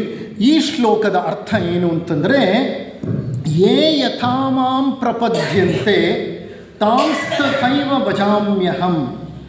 ಅಂದರೆ ಈ ಜಗತ್ತಿನಲ್ಲಿ ಯಾವ ವ್ಯಕ್ತಿ ಯಾವ ಮಾರ್ಗದಲ್ಲಿ ನನ್ನನ್ನು ನೋಡಲಿಕ್ಕೆ, ನನ್ನನ್ನು ಸೇವಿಸಲಿಕ್ಕೆ, ನನ್ನನ್ನು ಆರಾಧಿಸಲಿಕ್ಕೆ, ನನಗೆ ಶರಣಾಗಲಿಕ್ಕೆ ನಡ್ಕೊಂಡು ಬಂದ್ರೂ ನಾನು ಅದೇ ಮಾರ್ಗದಲ್ಲಿ ಆತನನ್ನು ಹೋಗಿ ಭೇಟಿ ಮಾಡ್ತೀನಿ. ನಾನು ಆತನನ್ನು ಅನುಗ್ರಹಿಸುತ್ತೇನೆ. ನೀವು ಭಕ್ತಿ ಮಾರ್ಗದಲ್ಲೇ ಹೋಗ್ಬೋದು, ನೀವು ಜ್ಞಾನ ಮಾರ್ಗದಲ್ಲೇ ಹೋಗ್ಬೋದು, ನೀವು ಕರ್ಮ ಮಾರ್ಗದಲ್ಲೇ ಹೋಗ್ಬೋದು. ಯಾವ ಮಾರ್ಗದಲ್ಲಿ ಹೋದರೆ ಆ ಮಾರ್ಗದಲ್ಲೇ ನಾನು ಆತನನ್ನು ಭೇಟಿಯಾಗುತ್ತೇನೆ, ಸಂಧಿಸುತ್ತೇನೆ, ನಾನು ಆತನನ್ನು ಅನುಗ್ರಹಿಸುತ್ತೇನೆ ಅಂತ. 3 ಮಾರ್ಗಗಳಿವೆ ಅಂದರೆ ಆ 3 ಬೇರೆ ಬೇರೆ ಮಾರ್ಗಗಳಲ್ಲ. ಆ 3 ಮಾರ್ಗಗಳು ಒಂದೇ ಮಾರ್ಗವನ್ನೇ ಮುಂದೆ ನಮಗೆ ಪರಿಚಯ ಮಾಡಿಕೊಡುತ್ತೆ. ನಾವು ಅಂದ್ಕೊಂಡು ಬಿಡ್ತೀವಿ ಅವು ಬೇರೆ ಮಾರ್ಗಗಳು ಅಂತ, ಆದರೆ ನಿಜವಾಗಿ ಹೇಳಬೇಕಂದ್ರೆ ಅವು ಬೇರೆ ಮಾರ್ಗಗಳಲ್ಲ. ಜ್ಞಾನವಿಲ್ಲದೆ ಭಕ್ತಿ ಇಲ್ಲ, ಜ್ಞಾನ ಭಕ್ತಿಗಳಿಲ್ಲದೆ ಕರ್ಮವಿಲ್ಲ, ಕರ್ಮವಿಲ್ಲದೆ ಭಕ್ತಿ ನಿಷ್ಪ್ರಯೋಜಕ. ಸುಮ್ಮನೆ ಪ್ರೇಮವನ್ನು ಹೊರಸೂಸ್ತಾ ಒಂದು ಪ್ರಾಣಿ ವಿಲವಿಲ ಒದ್ದಾಡ್ತಾ ಇದ್ದರೆ ನಾವು ಕಾಯಕ ಮಾಡದೆ ಸುಮ್ಮನೆ ಕುಳಿತುಕೊಂಡ್ರೆ ಅದು ಹೇಗೆ ಭಕ್ತಿ ಆಗುತ್ತೆ? ಭಕ್ತಿ ನಿನ್ನ ಮನಸ್ಸಿನಲ್ಲಿರ್ಬೋದು, ಅದು it has to be realised ಅಲ್ವಾ, ಅದು ಸಾಕ್ಷಾತ್ಕಾರವಾಗಬೇಕಲ್ವಾ, ಅದು ತನ್ನ ಗುರಿಯನ್ನು ಮುಟ್ಟಬೇಕಲ್ವಾ. ಜ್ಞಾನವಿಲ್ಲದೆ ಭಕ್ತಿ ಇಲ್ಲ, ಭಕ್ತಿ ಇಲ್ಲದೆ ಜ್ಞಾನವಿಲ್ಲ, ಜ್ಞಾನ ಭಕ್ತಿಗಳಿಲ್ಲದೆ ಕರ್ಮವಿಲ್ಲ, ಕರ್ಮವಿಲ್ಲದೆ ಜ್ಞಾನ ಭಕ್ತಿಗಳು ಇಲ್ಲ. ಈ 3 ಒಂದಕ್ಕೊಂದು ಬಹಳ ಆಳವಾದಂತಹ ಸಂಬಂಧವನ್ನು, ಸಂಪರ್ಕವನ್ನು ಹೊಂದಿವೆ. ಒಂದು ಚಿಕ್ಕ ಉದಾಹರಣೆ ಕೊಡ್ತೀನಿ. ನಾವು ಮಾಡೋ ಪ್ರತಿಯೊಂದು ಕೆಲಸದಲ್ಲೂ 3 ಯೋಗಗಳು ಇರುತ್ತವೆ, 3 ಯೋಗಗಳಿರ್ತವೆ. ಒಂದು ಅಡುಗೆ ಮಾಡೋ ಕೆಲಸ ತಗೊಳ್ಳೋಣ. ಅಡುಗೆ ಮಾಡೋ ಕೆಲಸ, ನಾನು ಅಡುಗೆ ಮಾಡಬೇಕಾಗಿದೆ. ಈ ಅಡುಗೆ ಮಾಡಲಿಕ್ಕೆ ಹಿಂದಿನ ಕಾಲ ಅಂತ ತಿಳ್ಕೊಳ್ಳಿ, ನಾನು ಹುಗ್ಗಿ ಮಾಡಬೇಕು. ಹುಗ್ಗಿ ಮಾಡಲಿಕ್ಕೆ ಅಕ್ಕಿ ತಗೋಬೇಕು, ಬೆಲ್ಲ ತಗೋಬೇಕು, ಕಾಯಿ ತುರಿ ತಗೋಬೇಕು, ನೀರು ತಗೋಬೇಕು, ಪಾತ್ರೆಯಲ್ಲಿ ಹಾಕಬೇಕು, ಒಲೆ ಮೇಲೆ ಇಡಬೇಕು, ಕಟ್ಟಿಗೆ ಹಾಕಬೇಕು, ಸೌದೆ ಉರಿಸ್ಬೇಕು. ಇದೆಲ್ಲ ಕರ್ಮಯೋಗ. ಕರ್ಮಯೋಗ ನಾನು ಮಾಡ್ತಿದ್ದೀನಿ ಕೆಲಸ, ನನ್ನ ಶರೀರ ಮಾಡ್ತಿದ್ದೆ ಕೆಲಸ. ಇದು ಮಾಡದೆ ಹೋದರೆ ಅದು ತಯಾರಾಗಲ್ಲ, ಅದು ಆಹಾರ ತಯಾರಾಗಲ್ಲ. ಕರ್ಮಯೋಗ ಇದು. ಇದನ್ನು ತಯಾರು ಮಾಡ್ತಾ ಇರುವಾಗ ನಮಗೆ ಇನ್ನೊಂದು ಯೋಗ ನಮಗೆ ಬೇಕಾಗತ್ತೆ. ಇಲ್ಲಿ ಎಷ್ಟು ಅಕ್ಕಿಗೆ ಎಷ್ಟು ಬೇಳೆ ಹಾಕಬೇಕು, ಎಷ್ಟು ಅಕ್ಕಿ ಬೇಳೆಗೆ ಎಷ್ಟು ಬೆಲ್ಲ ಹಾಕಬೇಕು, ಇಷ್ಟು ಅಕ್ಕಿ ಇಷ್ಟು ಬೇಳೆ ಇಷ್ಟು ಬೆಲ್ಲ ಆದರೆ ಎಷ್ಟು ನೀರು ಹಾಕಬೇಕು. ಇದೊಂದು ಜ್ಞಾನ ಬೇಕಲ್ವ? ಇದೊಂದು ಜ್ಞಾನ ಬೇಕು. ಇದು ಹೆಚ್ಚು ಕಡಿಮೆ ಆದರೆ ಹುಗ್ಗಿ ಆಗಲ್ಲ, ಅದು ಮತ್ತೇನೋ ಆಗುತ್ತೆ. ಅದು ಹೌದಾ ಅಲ್ವಾ? ಅಂದರೆ ಈ ಮಟ್ಟದ ಜ್ಞಾನ ಬೇಕೇ ಬೇಕು ಅಲ್ಲಿ. ಸರಿ, ಕರ್ಮ ಆಯಿತು, ಜ್ಞಾನ ಆಯಿತು. ಭಕ್ತಿ ಎಲ್ಲಿಂದು? ಇಲ್ಲಿ ಭಕ್ತಿ ಯೋಗ ಎಲ್ಲಿಂದ ಬಂತು? ಅಡುಗೆ ಮಾಡೋವಾಗ ಕೆಮ್ತಾ, ಸೀನ್ತಾ, ಒಟಗುಟ್ತಾ, ಯಾರನ್ನೋ ಬೈಕೊಳ್ತಾ, ಯಾರಿಗೆ ಬಡಿಸ್ಬೇಕು ಅವ್ರನ್ನ ಯಾಕಾದರೂ ಬಂದರೂ ಅವ್ರು ನಮ್ಮ ಮನೆಗೆ ಅಂತ ಬೈಕೊಳ್ತಾ, ನಿಂದಿಸುತ್ತಾ, ತೆಗಳುತ್ತಾ ನೀವು ಆ ಅಡುಗೆ ಮಾಡಿ ಹಾಕಿದ್ರೆ ಆ ವ್ಯಕ್ತಿ ಮೈಗಾದರೂ ಹತ್ತುತ್ತಾ? ಹತ್ತಲ್ಲ. ಏನು ಬೇಕಲ್ಲಿ? ಭಕ್ತಿ ಬೇಕು, ಅಂದರೆ ಪ್ರೇಮ ಬೇಕು. ನಾನು ಅಡುಗೆ ಮಾಡ್ತಿದ್ದೀನಿ, ಇದು ನನ್ನ ಕರ್ಮ, ಇದು ನನ್ನ ಕರ್ಮಯೋಗ. ಈ ಕರ್ಮಯೋಗವನ್ನು ನಾನು ಸಮಾಧಾನವಾಗಿ ಮಾಡಬೇಕು. ನಾಳೆ ನಾನು ಮಾಡಿದ ಅಡಿಗೆಯನ್ನು ಉಣಬಡಿಸಿದರೆ ತಿಂದವರಿಗೆ ಆನಂದವಾಗಬೇಕು, ತೃಪ್ತಿಯಾಗಬೇಕು ಅನ್ನೋಂತಹ ಒಂದು ಪ್ರೇಮ ಭಾವನೆಯಿಂದ ಮಾಡಬೇಕು ತಾನೆ. ಅದು ಅಲ್ಲಿ ಭಕ್ತಿ. ಅಂದರೆ ಒಂದು ಅಡುಗೆ ಮಾಡಲಿಕ್ಕೆ ಭಕ್ತಿಯೋಗವೂ ಬೇಕು, ಜ್ಞಾನಯೋಗವೂ ಬೇಕು, ಕರ್ಮಯೋಗವೂ ಬೇಕು. ಹಾಗಾದರೆ ಮೋಕ್ಷವನ್ನು ಪಡೀಲಿಕ್ಕೆ ನಮಗೆ ಈ 3 ಮಾರ್ಗಗಳು ಬೇಡವಾ? ಅಡುಗೆ ಮಾಡಲಿಕ್ಕೆ ಬೇಕು ಅಂದರೆ ಇನ್ನು ಮೋಕ್ಷ ಮಾರ್ಗದಲ್ಲಿ ಮುಂದುವರಿದು ಮೋಕ್ಷವನ್ನು ತಲುಪಬೇಕಾದ್ರೆ ನಾವು ಖಂಡಿತವಾಗಿಯೂ ಈ 3 ಯೋಗಗಳ ಪರಿಚಯವನ್ನು, ಸಾಧನೆಯನ್ನು ಮಾಡಬೇಕು ಅಲ್ವಾ? ಇನ್ನು ಇಷ್ಟು ಬಿಟ್ಟರೆ ಜ್ಞಾನಕ್ಕೆ ಸಂಬಂಧಪಟ್ಟ ಹಾಗೆ ಭಗವಂತ ಬಹಳ ಸುಂದರವಾದಂತಹ ವಿಷಯ ವಿಚಾರಗಳನ್ನು 13ನೆಯ ಅಧ್ಯಾಯದಲ್ಲಿ ನಮಗೆ ನೀಡ್ತಾನೆ. ಈ 13ನೆಯ ಅಧ್ಯಾಯಕ್ಕಿಂತ ಮೊದಲೇ ಜ್ಞಾನದ ಪರಿಚಯವನ್ನು 4ನೇ ಅಧ್ಯಾಯದ 38ನೆಯ ಶ್ಲೋಕದಲ್ಲಿ ಭಗವಂತ ನಮಗೆ ಮಾಡಿಕೊಡ್ತಾನೆ.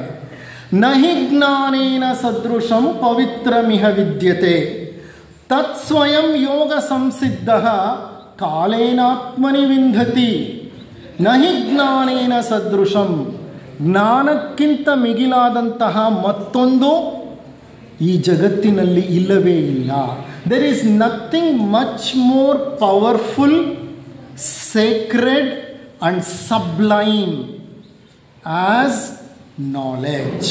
ನಾಲೆಡ್ಜ್ ಇಸ್ ಪವರ್ ಅಂತ ಕೇಳಿದ್ದೀರಿ ನೀವು ಈ ಮಾತನ್ನು. ಜ್ಞಾನಕ್ಕಿರುವಷ್ಟು ಶಕ್ತಿ ಮತ್ತಾವುದಕ್ಕೂ ಇಲ್ಲ. ಭಗವಂತ ಹೇಳ್ತಾನೆ, ಜ್ಞಾನದಂತಹ ಪವಿತ್ರವಾದದ್ದು, ಉತ್ತಮವಾದದ್ದು ಮತ್ತೊಂದಿಲ್ಲ. ಯಾರು ದೀರ್ಘಾವಧಿಯ ಕಾಲ ಯೋಗಾಭ್ಯಾಸವನ್ನು ಮಾಡ್ತಾ ಇರ್ತಾರೋ ಅವರು ಮಾನಸಿಕ ಶುದ್ಧತೆಯ ಮೂಲಕ ಅಂತಹ ಜ್ಞಾನವನ್ನು ಪಡೀತಾರೆ. ಎಂತಹ ಜ್ಞಾನ ಅದು? ಧರ್ಮಗ್ರಂಥಗಳನ್ನು ಓದೋದ್ರಿಂದ, ಗುರುಮುಖೇನ ಕೇಳೋದ್ರಿಂದ ದೊರೆಯುವ ಜ್ಞಾನವಲ್ಲ. ಈಗ ನೀವು ಈ ಸತ್ಸಂಗದಲ್ಲಿ ಭಾಗವಹಿಸಿ ಯಾವ ವಿಷಯ ವಿಚಾರಗಳನ್ನು ತಿಳ್ಕೊತಾ ಇದ್ದೀರಲ್ಲ, ಇದು ಪರಿಪೂರ್ಣ ಜ್ಞಾನವಲ್ಲ. ಯಾಕೆ ಅಂದರೆ ಇದು ಹೊರಗಿನಿಂದ ಬಂದ ಜ್ಞಾನ. ನೀವೇ ಭಗವದ್ಗೀತೆ ಪುಸ್ತಕ ಕೈಯಲ್ಲಿಟ್ಕೊಂಡು ಓದಿದ್ರೂ ಅದು ಹೊರಗಿನಿಂದ ಬಂದ ಜ್ಞಾನ. ಅದನ್ನು ಥಿಯಾರಿಟಿಕಲ್ ನಾಲೆಡ್ಜ್ ಅಂತಾರೆ, ಸೈದ್ಧಾಂತಿಕ ಜ್ಞಾನ. ಅದು ಜ್ಞಾನನೂ ಅಲ್ಲ, ಅದು ಸೈದ್ಧಾಂತಿಕ ಮಾಹಿತಿ. ಅದು ಮಾಹಿತಿ ಅಂದರೆ ಇಟ್ ಈಸ್ ಇನ್ಫಾರ್ಮೇಷನ್. ಆದರೆ ಇನ್ನೊಂದಿದೆ, ಉತ್ತಮವಾದಂಥ ಜ್ಞಾನ. ಅದು ಯಾವುದು ಅಂದರೆ ಪ್ರಾಯೋಗಿಕ ಸಾಕ್ಷಾತ್ಕಾರ. ಪ್ರಾಯೋಗಿಕ ಸಾಕ್ಷಾತ್ಕಾರ ಅಂದರೆ ಪ್ರಾಕ್ಟಿಕಲ್ ರಿಯಲೈಸೇಷನ್. ನೀವೀಗೇನು ಕೇಳ್ತಾ ಇದ್ದೀರೋ ಈ ತತ್ವಗಳನ್ನು ಆಳವಾಗಿ ಅರ್ಥ ಮಾಡಿಕೊಂಡು ಇದನ್ನು ನಿಮ್ಮ ಜೀವನದಲ್ಲಿ ಅಳವಡಿಸಿಕೊಂಡು, does it work or does it not work? ಇದು ಕೆಲಸ ಮಾಡುತ್ತಾ, ಕೆಲಸ ಮಾಡಲ್ವ? ನಾನು ಅಡುಗೆ ಮಾಡ್ತೀನಿ, ನಾನು ಎಷ್ಟು ಅಡುಗೆ ಮಾಡೋ ಕೆಲಸದಲ್ಲಿ ತನ್ಮಯನಾಗಿರಬೇಕು. ಆ ತನ್ಮಯತೆಯೇ ಯೋಗ. ಏನು ಮಾಡ್ತಿದ್ದೀವೋ ಅದರಲ್ಲಿ ಪರಿಪೂರ್ಣವಾಗಿ ತೊಡಗಿಸಿಕೊಳ್ಳೋದೇ ಯೋಗ. ನೀವು ಮಾಡಿ ನೋಡಿ, ತಿಂದವರು ಆನಂದಿಸಿ ಸಂತೋಷಿಸಿ ಭೇಷ್ ಅಂತ ನಿಮಗೆ ಹೇಳ್ತಾರೆ, ಆಗ ಅರ್ಥ ಆಗುತ್ತೆ ಯೋಗದ ಒಂದು ಶಕ್ತಿ. ಹರಿದು ಹಂಚಿ ಹೋದಂಥ ತ್ರಿಕರಣಗಳಿಂದ ನೀವು ಮಾಡುವಂಥ ಕೆಲಸಗಳೆಲ್ಲವೂ ನಾನು ಆಗಲೇ ಹೇಳಿದೆ, ಅದು ಭೋಗ, ಯೋಗವಲ್ಲ ಅದು. ನೀವು ಅಂದರೆ ಏನನ್ನು ಅರ್ಥ ಮಾಡ್ಕೋತಿರೋ ಅದರಲ್ಲಿ ಅಟ್ಲೀಸ್ಟ್ 1% ಆದರೂ ಜೀವನದಲ್ಲಿ ಅಳವಡಿಸಿಕೊಂಡು ಅನುಷ್ಠಾನಕ್ಕೆ ತಂದು does it work or does it not work ಅಂತ ಪರೀಕ್ಷೆ ಮಾಡ್ತೀವಲ್ಲ ಎಕ್ಸ್ಪರಿಮೆಂಟಲಿ, ಅದನ್ನು ಪ್ರಾಯೋಗಿಕ ಸಾಕ್ಷಾತ್ಕಾರ ಅಂತ ಕರೀತಾರೆ. ಅದು ಬಿಟ್ಟು ಗ್ರಂಥಗಳನ್ನು ಮನೆ ತುಂಬ ತುಂಬಿಸ್ಕೊಂಡು ಹಲವಾರು ಸತ್ಸಂಗಗಳಲ್ಲಿ ಭಾಗವಹಿಸಿ ಬರೀ ಕೇಳ್ತಾ ಬರೀ ಓದ್ತಾ ತಲೆ ತುಂಬ ಮಾಹಿತಿಯನ್ನು ಇಟ್ಕೊಂಡ್ರೆ ಏನಾಗುತ್ತೆ ಅಂದರೆ ಓದಿ ಓದಿ ಬಡವಾದ ಉಚಂಭಟ್ಟ. ಅದಾದ ಡಿ ವಿ ಗುಂಡಪ್ಪನವರು ಬಹಳ ಸುಂದರವಾಗಿ ಬರೀತಾರೆ, ಪುಸ್ತಕದಿ ದೊರೆತರಿವು ಮಸ್ತಕದಿ ತಳೆದ ಮಣಿ, ಚಿತ್ತದೊಳು ಬೆಳೆದರಿವು ತರುತಳೆದ ಪುಷ್ಪ, ವಸ್ತು ಸಾಕ್ಷಾತ್ಕಾರ ಅಂತರೀಕ್ಷಣೆಯಿಂದ ಶಾಸ್ತ್ರಿತನದಿಂದಲ್ಲ ಮಂಕುತಿಮ್ಮ. ಪುಸ್ತಕದಿ ದೊರೆತರಿವು ಮಸ್ತಕದಿ ತಳೆದ ಮಣಿ. ಪುಸ್ತಕದಿಂದ ನೀವು ಎಷ್ಟೇ ಸಂಪಾದಿಸಿದ್ರೂ ಆ ಜ್ಞಾನ ಹೋಗಿ ಮೆದುಳಿನಲ್ಲಿ ಭಾರವಾಗಿ ಕುಳಿತುಕೊಳ್ಳುತ್ತೆ. ಮಸ್ತಕದಿ ತಳೆದ ಮಣಿ. ಚಿತ್ತದೊಳು ಬೆಳೆದರಿವು ತರುತಳೆದ ಪುಷ್ಪ. ಒಳಗಿನಿಂದ ಬೆಳೆಯುತ್ತಲ್ಲ ಜ್ಞಾನ, ಚಿತ್ತದೊಳು ಬೆಳೆದ ಅರಿವು. ಅರಿವು ಮೀನ್ಸ್ ಅವೇರ್ನೆಸ್.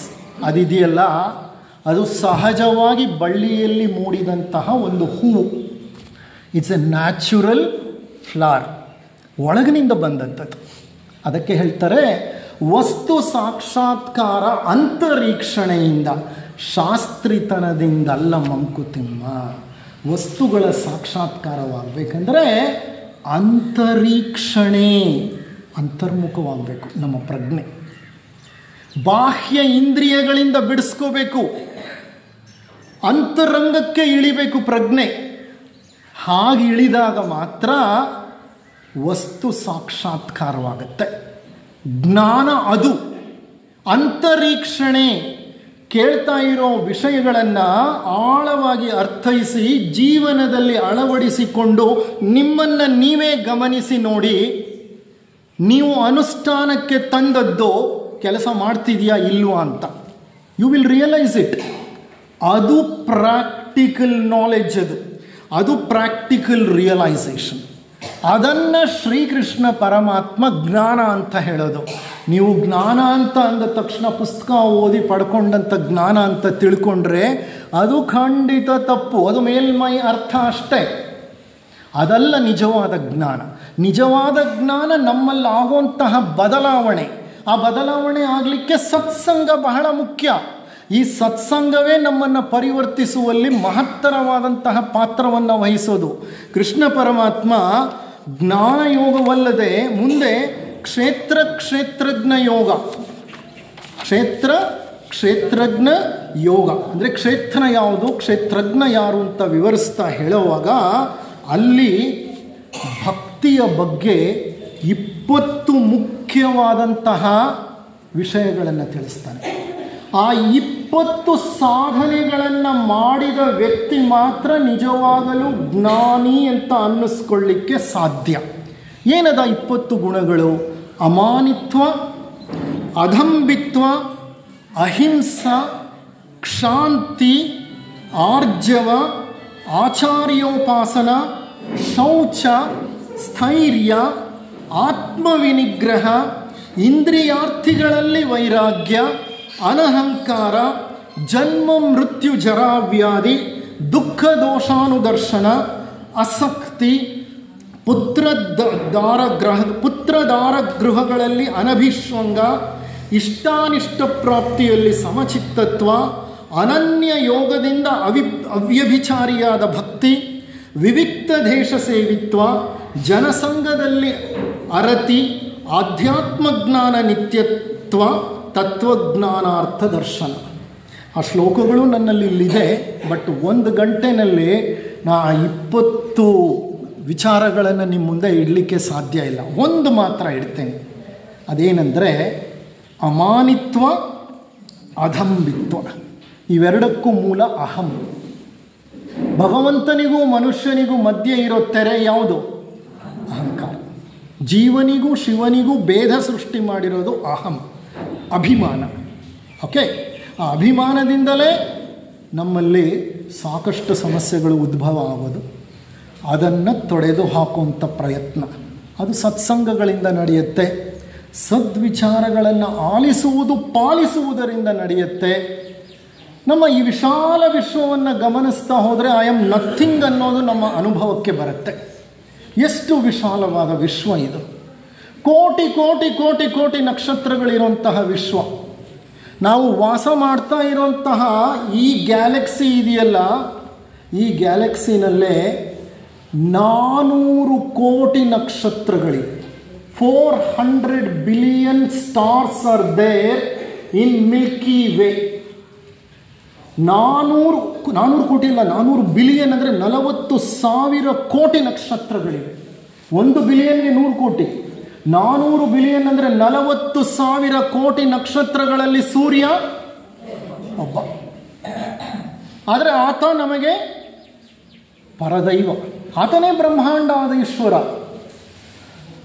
40,000 ಕೋಟಿ ನಕ್ಷತ್ರಗಳ ಈ ಒಂದು ವಿಶಾಲ ಗ್ಯಾಲಕ್ಸಿಯಲ್ಲಿ ಒಂದು ನಕ್ಷತ್ರದ ಸುತ್ತಲೂ ಇರುವ ಭೂಮಿಯ ಮೇಲಿರುವ ಭಾರತವೆಂಬ ದೇಶದಲ್ಲಿ, ಕರ್ನಾಟಕ ರಾಜ್ಯದಲ್ಲಿ, ತುಮಕೂರು ಜಿಲ್ಲೆಯಲ್ಲಿ ಹುಳಿಯಾರೆಂಬ ಒಂದು ಗ್ರಾಮದಲ್ಲಿ, ಚಿಕ್ಕನಾಯಕನಹಳ್ಳಿ ತಾಲೂಕಿನ ಹುಳಿಯಾರೆಂಬ ಗ್ರಾಮದಲ್ಲಿ, ಆ ಗ್ರಾಮದ ಹಲವು ರಸ್ತೆಗಳಲ್ಲಿ ಒಂದು ಬಜಾರ್ ರಸ್ತೆಯಲ್ಲಿ, ಈ ರಸ್ತೆಯಲ್ಲಿರುವಂಥ 100 ಮನೆಗಳಲ್ಲಿ, 100 ಕಟ್ಟಡಗಳಲ್ಲಿ ಒಂದು ಸಣ್ಣ ಕಟ್ಟಡದಲ್ಲಿ ನಾವು ಕೂತಿದ್ದೀವಿ. 40,000 ಕೋಟಿ ನಕ್ಷತ್ರಗಳ ಒಂದು ನಕ್ಷತ್ರ ಪುಂಜ ಇದು. ಇಂಥ ನಕ್ಷತ್ರ ಪುಂಜಗಳು ಎಷ್ಟಿದೆ ಗೊತ್ತಾ? 100 ಬಿಲಿಯನ್ ಅಂದರೆ 10,000 ಕೋಟಿ ನಕ್ಷತ್ರ ಪುಂಜಗಳಿವೆ. ಅಷ್ಟು ನಕ್ಷತ್ರ ಪುಂಜಗಳಲ್ಲಿ ಒಂದು ಇದು. ಇದರಲ್ಲಿ ನಾವು ಇಲ್ಲಿದ್ದೀವಿ. ಇದನ್ನು ಅರ್ಥ ಮಾಡ್ಕೊಂಡು ಬಿಟ್ರೆ ಅಹಂಕಾರ ಏನಾಗಬೇಕು? ನಾಶವಾಗಿ ಹೋಗಬೇಕು. ನಾನು ತೃಣದಲ್ಲಿ ತೃಣ ಮೂಲವೂ ಅಲ್ಲ. I am not even expect of expect of expect of expect of expect of expect of ಆಗ ಅಹಂಕಾರ. ಇದು ಜ್ಞಾನದ ಲಕ್ಷಣ. ಇರಲಿ, ಈಗ ನಾನು ನಿಮ್ಗೆ 2 ವಿಷಯ ತಿಳಿಸ್ಕೊಟ್ಟೆ, ಒಂದು ಭಕ್ತಿ, ಒಂದು ಜ್ಞಾನ. ಓಕೆ, ಕರ್ಮಯೋಗ ಅದನ್ನು ಡಾಕ್ಟರ್ ಜ್ಯೋತಿಯವರು ತಮ್ಮ ಒಂದು ಉಪನ್ಯಾಸದಲ್ಲಿ ಹಲವು ವಿಚಾರಗಳನ್ನು ನಿಮ್ಮ ಜೊತೆ ಹಂಚ್ಕೋತಾ ಇದ್ದಾರೆ. ಮಧ್ಯಾಹ್ನ ವಿಚಾರ ಸಂಕಿರಣದಲ್ಲಿ ಸಹ ಕರ್ಮಯೋಗಕ್ಕೆ ಸಂಬಂಧಪಟ್ಟ ಹಾಗೆ ಕೆಲವು ಮುಖ್ಯ ವಿಚಾರಗಳನ್ನು ನಿಮ್ಮಲ್ಲಿ ಹಂಚ್ಕೊಳ್ತೀವಿ. ಹೀಗೆ 3 ಯೋಗಗಳನ್ನು ಒಳಗೊಂಡಂತಹ ಒಂದು ದಿವ್ಯ ಔಷಧ ಕ್ಯಾಪ್ಸ್ಯೂಲ್ ಅದನ್ನು ಮಾಡಿ ಪರಮಾತ್ಮ ಏನು ಮಾಡ್ದ, ನಮಗೆ ಅರ್ಜುನನೆಂಬ ನಿಮಿತ್ತ ಕಾರಣವನ್ನು ಇಟ್ಕೊಂಡು ಜಗತ್ತಿಗೆ ನೀಡಿಬಿಟ್ಟ. ಆ ಕ್ಯಾಪ್ಸ್ಯೂಲ್ನಲ್ಲಿ ಈ 3 ಯೋಗಗಳು ಇದೆ. ಜ್ವರ ಬಂತು, ಇನ್ಫೆಕ್ಷನ್ ಆಯಿತು ಅಂತಂದರೆ ಹೋಗ್ತೀರಿ, ಕ್ಯಾಪ್ಸ್ಯೂಲ್ ಕೊಡ್ತಾರೆ ಡಾಕ್ಟ್ರು, ತೊಗೊಂಡ್ರೆ ಏನಾಗುತ್ತೆ, ವಾಸಿ ಆಗುತ್ತೆ. ಆ ಕ್ಯಾಪ್ಸ್ಯೂಲ್ನಲ್ಲಿ ಏನಿರುತ್ತೆ, ಏನೇನೋ ಔಷಧಗಳಿರುತ್ತೆ. ಹಾಗೆ ಭಗವಂತ ಒಂದು ಕ್ಯಾಪ್ಸ್ಯೂಲ್ ಕೊಟ್ಟ. ಯಾರಿಗೆ? ಇಡೀ ವಿಶ್ವಕ್ಕೆ. ಆ ಕ್ಯಾಪ್ಸ್ಯೂಲ್ನ ಹೇಗೆ ಕೊಟ್ಟ ಆತ? ಒಬ್ಬೊಬ್ಬರಿಗೂ ತಗೊಂಬಂದು ಕೊಟ್ಟನ? ಇಲ್ಲ. ಯಾವಾಗ ಕೊಟ್ಟ? ಧರ್ಮಕ್ಷೇತ್ರೇ ಕುರುಕ್ಷೇತ್ರೇ ಸಮವೇತ ಯುತ್ಸವ. ಹೌದಾ? ಈ ಧರ್ಮಕ್ಷೇತ್ರವೆಂಬ ಕುರುಕ್ಷೇತ್ರದಲ್ಲಿ ಅರ್ಜುನನನ್ನು ನಿಮಿತ್ತ ಮಾತ್ರವನ್ನಾಗಿ ಇಟ್ಕೊಂಡು ನೀಡಿಬಿಟ್ಟ. ಅಂಥ ಭಗವದ್ಗೀತೆಯನ್ನು ಬರೀ ಪಾರಾಯಣ ಮಾಡೋದಲ್ಲ, ಏನು ಮಾಡಬೇಕು? ಪರಿಪಾಲಿಸಬೇಕು. ಇದನ್ನು ಮತ್ತೊಮ್ಮೆ ಹೇಳ್ತಾ ಈ ಸಂದೇಶವನ್ನು, ಈ ಉಪನ್ಯಾಸವನ್ನು ಮುಕ್ತಾಯ ಮಾಡ್ತಿದ್ದೀನಿ. ನಿಮಗೆಲ್ಲರಿಗೂ ನನ್ನ ಅನಂತಾನಂತ ವಂದನೆಗಳನ್ನು ಅರ್ಪಿಸುತ್ತೇನೆ. ಓಕೆ, ಈಗ ಮಾಡಬೇಕಾಗಿರೋದೇನು? No talking. ನಾನು ಆಗಲೇ ಪ್ರಾರಂಭದಲ್ಲೇ ಹೇಳಿದೆ, ದಿವ್ಯ ಮೌನ. ಆ ಮೌನ ಎಷ್ಟು ಗಾಢವಾಗಿರಬೇಕು